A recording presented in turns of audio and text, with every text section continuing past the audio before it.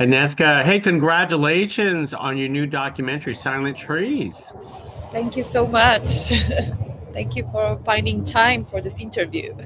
You know what? Not a problem. Thank you for finding the time to actually speak to us about this magnificent documentary. And also, congratulations that it's also being showcased at Slamdance Film Festival, one of the most prestigious film festivals around the world. How do you feel about that? This is really an amazing journey. So yeah, we are very thrilled. But it's kind of like a bittersweet joy because so we come with a refugee story at a very disturbing moment in the U.S. history, especially when it comes to how refugees are being treated. So yeah, I think we are here in the right time.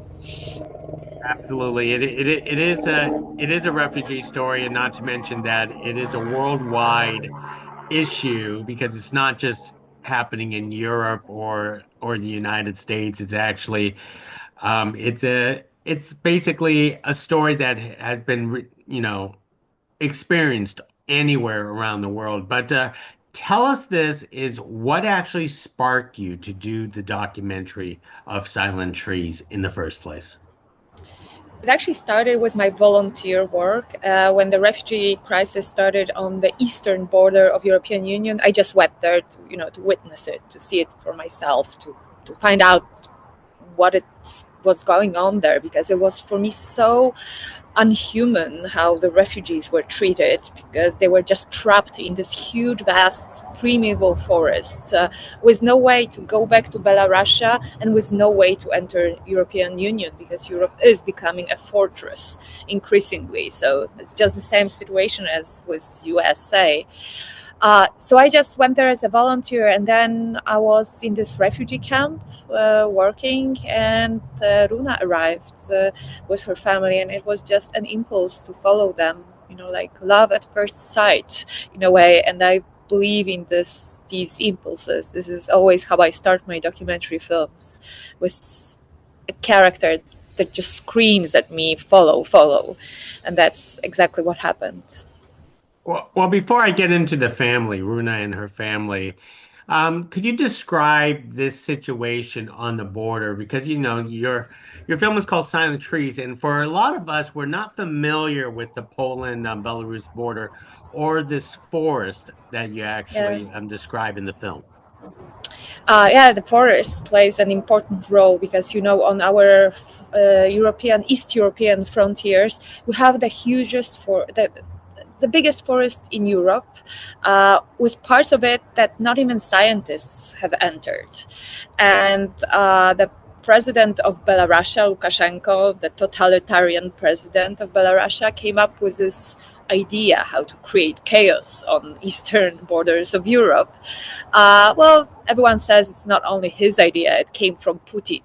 And they started to bring in refugees from all around the world and just pushing them into this vast forest, treating them kind of like human balls, that you push into one side and then the other side pushes them back. So these people became the victims of a war, a geopolitical war between Putin and Europe.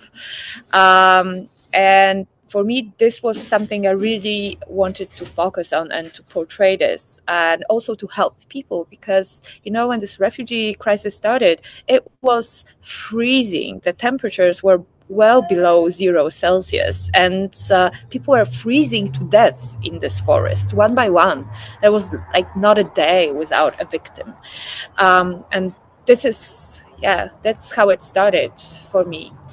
And also, what was very important for me was to show this from a perspective of a teenage girl because they are, I think, the most vulnerable victims of this refugee crisis. Kids are not as aware, as conscious. Adults are responsible for whatever decisions they have made, and teenagers, are somewhere in between. And as you can remember, I'm sure, it's a very special moment in our life, where really everything that we experience shapes who we are, who we later on become. And that's, yeah, this is how it started.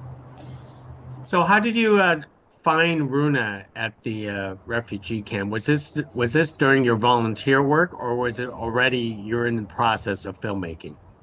No, I was just there. I mean, we had a camera with us because as a documentary filmmaker, you always think like maybe there will be a story, maybe not. So we just were there working as volunteers, and she arrived, and that was really like an impulse I followed.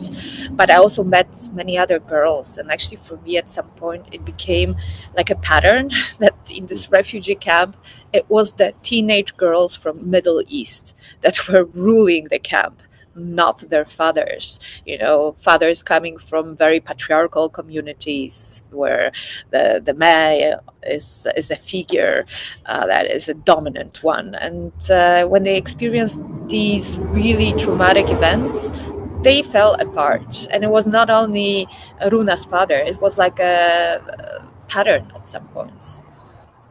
Now, how did you convince them to actually participate in your project? Because this is not an easy subject to retell, especially what they actually have to endure through the forest just to get to that refugee camp. Yeah, of course. I was expecting a no, actually, because when you ask someone, hey, can I film you for a very long time during the most traumatic events of your life, that's well, majority of people would say no. But they said yes, and they said yes for two reasons. I mean, it was Runa who was making the decisions, as you can see in the film. She's the head of the family. After her mother's death, she had to become one, because she's much smarter than her father, and she's very responsible. So now I know that she decided for two reasons. One was the camera presence in their life was an insurance policy.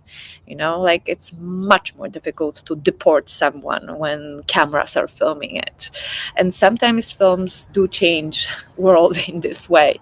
And another reason was that when she was in the forest and they have spent there many days and nights in the middle of freezing Eastern European winter, she felt invisible, like she did not exist, like no one cared about her pain, her loss, her drama.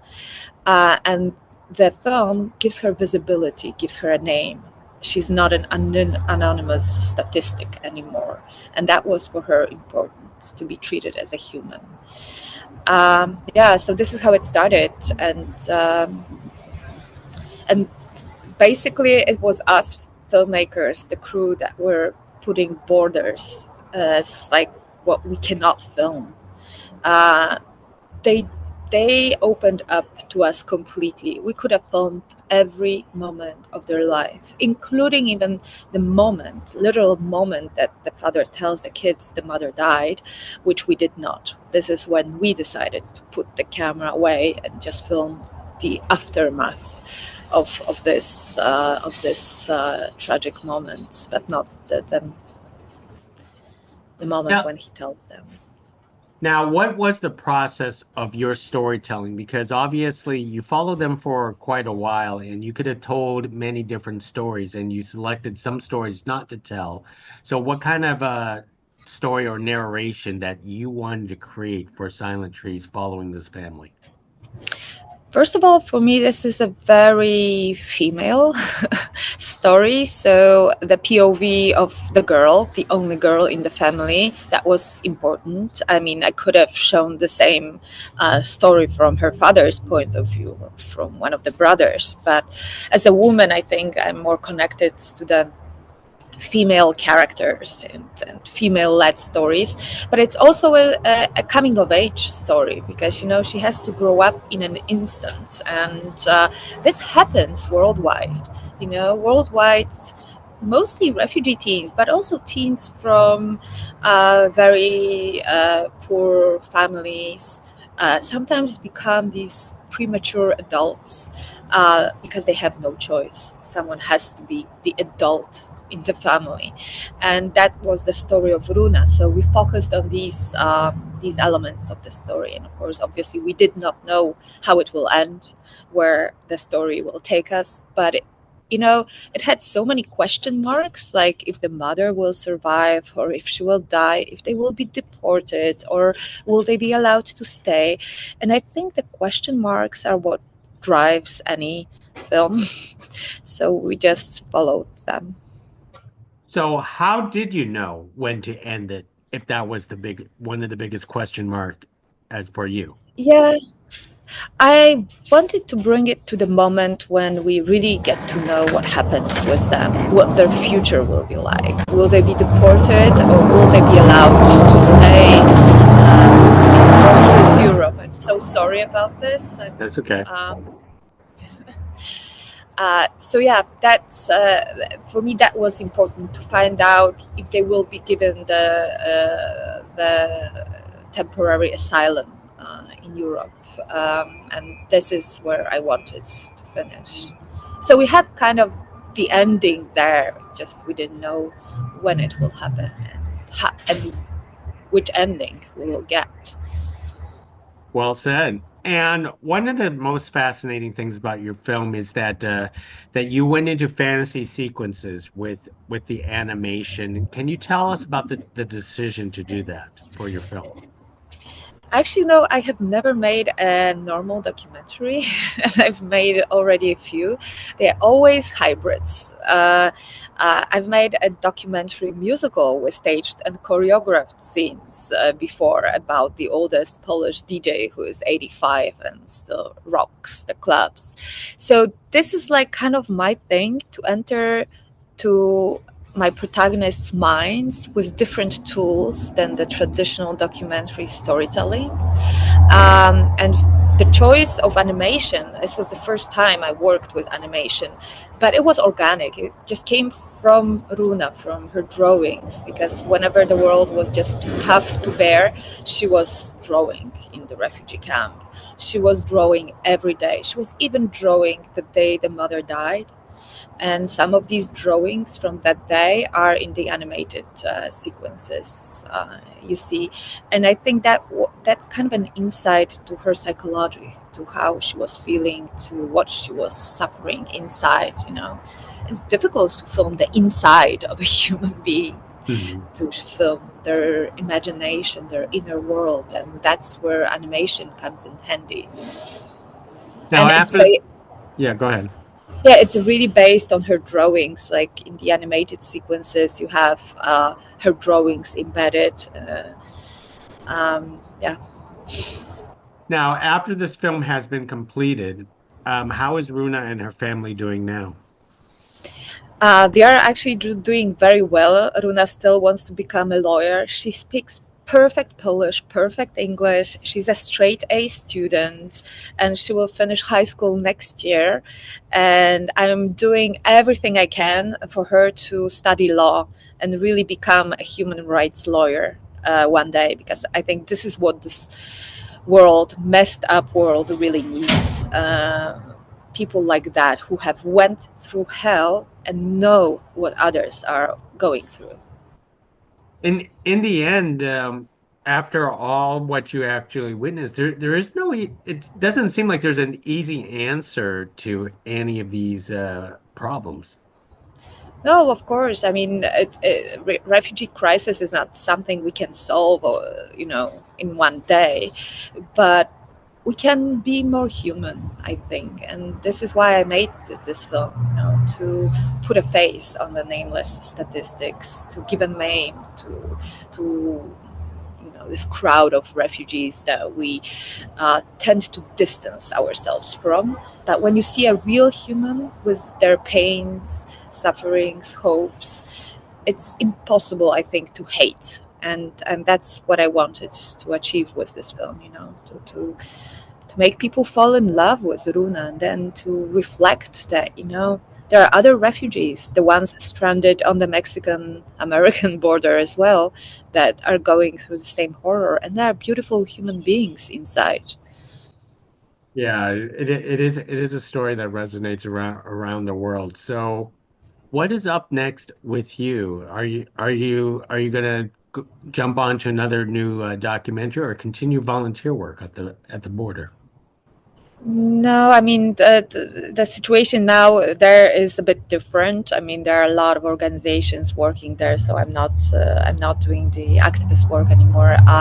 Yeah, I want to move into fiction, and just work with actors, not be so mentally and emotionally drained as you are when you make a documentary film about very difficult moments of someone's life, where you enter really the darkest spheres of reality. That's really, I think many documentary filmmakers should have psychiatrists on set, or at least a therapist afterward. Yeah, so fiction next. Yeah, these projects are very, very tough, but they are passion projects. So, Yes, and it's like with every film, I've made so many films about Roma community, about Tamil tigers, terrorists in Sri Lanka, and it's like with every film, you drag this family behind you. I'm still in touch with the protagonists of my film that was premiered 12 years ago. hmm. And at some point, I think it's just too psychologically difficult to have all these families that continue to be in your life long, long after you finish the film. Well, you're a courageous person for trying to retell these stories. But let me leave with one last thought. As audiences at Slamdance will have the chance to watch Silent Trees, and hopefully more audiences at future film festivals or whatever avenue that they will have a chance to watch your documentary. What is the one most important take you hope they walk away with? I hope that they see a human in this crowd of refugees. I hope that they reflect on how lucky we are, and we don't realize it. How privileged we are to live in a world that is more or less safe. And to open their hearts and maybe call their MPs. Do something about it, because what I see in Europe happening is, I think it's the same in US, that we are becoming an increasingly a fortress. We're closing the borders, we're closing our communities, and I hate walls. My dream would be a world that is open, but of course it's not possible entirely. But at least yeah, I want people to see a human in this countless statistics of refugees. Well, you've done it with your documentary Silent Trees, and hopefully it opens some eyes. So thank you very much for carrying this conversation about Thank Silent you. Trees, and I hope you enjoy Slam Dance, which is halfway around the world, and it'll be a different atmosphere. So thank you very Yeah, much. thank you. Appreciate it.